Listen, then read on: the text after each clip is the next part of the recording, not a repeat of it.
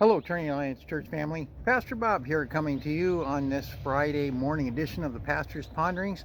And I just want to let you know that we have a special guest coming to us this morning. It's going to be bringing a word. Becky Erickson will be sharing about her recent journey through this whole COVID-19 thing and what the Lord has shown her through this. And I think you'll find it encouraging and things for you as well. I decided this week, instead of popping up somewhere else, I'd be in my backyard like Pastor Sean was and like Becky is, and you'll get to see that in a minute. And before we get to Becky, I have just a couple of things that I want to share with you and remind you about that are coming up and happening.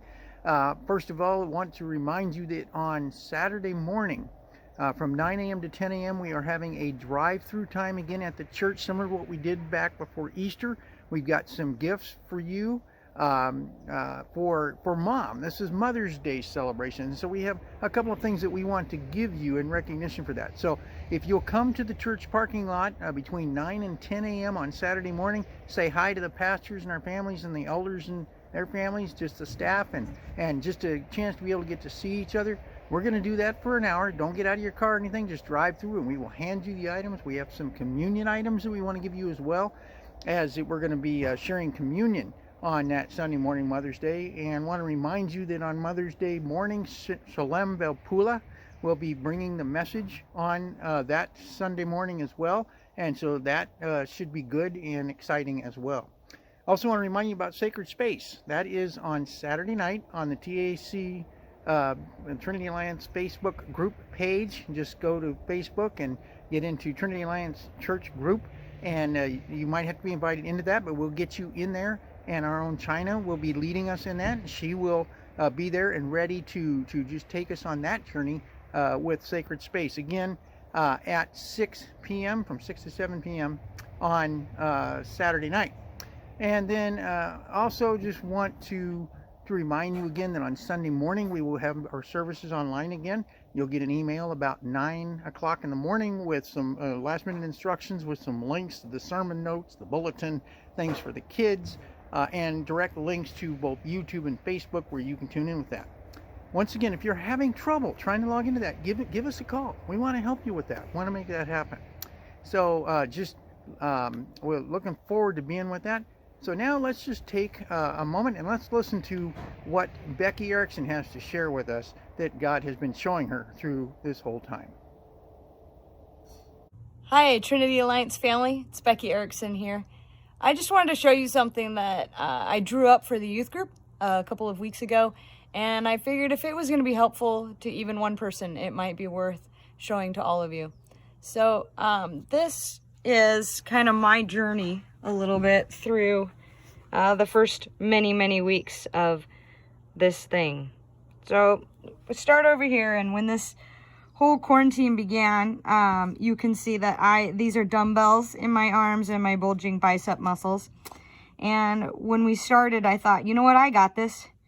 And my prayers kind of reflected that. They were along the lines of, God, help me through this. Super focused on myself. Then I moved on to, you know what, I can think my way through this. But still, prayers still reflecting me. Help me be more creative.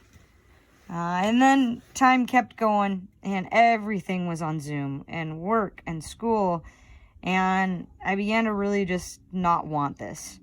And my prayers turned into something more along the lines of, just please end this. I can't keep going. I don't want this. And then the boredom struck. Not because I wasn't busy, but because I didn't want to do the things that I was supposed to be doing. So I had a low set of motivation, a high procrastination, and a mental laziness and a lack of joy. And honestly, my prayers kind of just stopped. And then I call it my bipolar phase, where some days I was like the queen of the hill and I'd make my checklist and get everything done. And other days I could not deal, and I ended up in utter apathy and despair and did nothing. And I was more of a crying out to God, Lord, please help me. Come on, help me. But I wasn't actually listening for his answers because I didn't really want to hear what he had to say. And so I felt kind of lost. What do I do? I'm tired of being tired. And I did this top loop up here for quite a while, because I would come out of this lost stage and be like, you know what, I got this. I'm okay. You know, God help me through this. I'm going to do this. And I stayed up in this top loop for a really long time. And then I just got exhausted. And I actually couldn't do it anymore. And I hit a point over here where I came down and I just said, you know what? I quit. Like, legitimately, I actually can't. And I need you.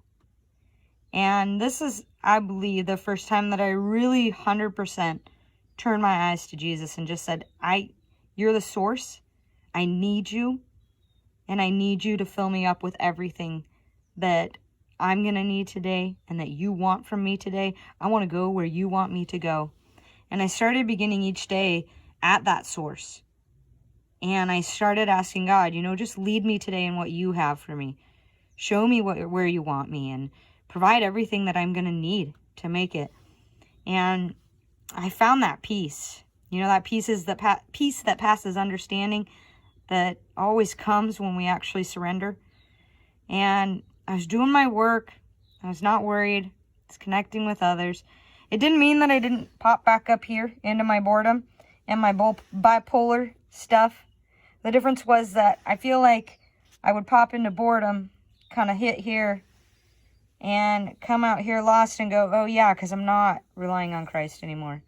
And then I came down here, and I feel like the last few weeks have really been this second cycle and just making a cycle around here. And it's been a lot more helpful and a lot better. And the interesting thing was that it reminded me of some verses in Jeremiah. And when I reread them after I had drawn this, I almost died of shock. You know, when you realize, oh my goodness, the Bible actually says this. So this is Jeremiah 17. I'm actually going to put the words up here so you can see them. And I'm going to start in verse 5. And it says, "This is what the Lord says. Cursed are those who put their trust in mere humans, who rely on human strength and turn their hearts away from the Lord. They are like stunted shrubs in the desert with no hope for the future. They will live in the barren wilderness, in an uninhabited, salty land." And that's how I felt on that top cycle. I feel like it just describes it perfectly. "But blessed are those who trust in the Lord and have made the Lord their hope and confidence. They are like trees planted along a riverbank, with roots that reach deep into the water. Such trees are not bothered by the heat or worried by long months of drought. Their leaves stay green and they never stop producing fruit." And that really, I feel like, describes what's been happening since I was staying on the lower half of that cycle. So I'd just like to encourage you, if you're stuck in that top half of that cycle and really trying to just talk yourself into things and be like, I can do this, stop trying. Just surrender to God, surrender to Christ, and say, Jesus, you are the source of absolutely everything that I need. So fill me up today. Be what I need to be, and be what I need you to be, not what I need to be. And enjoy his presence and his peace. And this will be easier, not because the circumstances change, but because we're resting in his presence in our lives. All right, Becky, thank you for that awesome word and that note of encouragement. And I think many of us can relate to what you have experienced, and we thank you for that word. I hope you all find this encouraging. I hope you found it a blessing, and I just trust that you'll continue to just look up to him and continue to trust in his leading through these times. We look forward to the day that we can put this all behind us and meet again in our services, whether that's starting outdoors or indoors or whatever it is that the Lord has open for us. But in the meantime, let's continue to look for the opportunities that God has for us to continue to spread his word during this time, and may his name be proclaimed above all else. God bless you all. Looking forward to seeing you soon.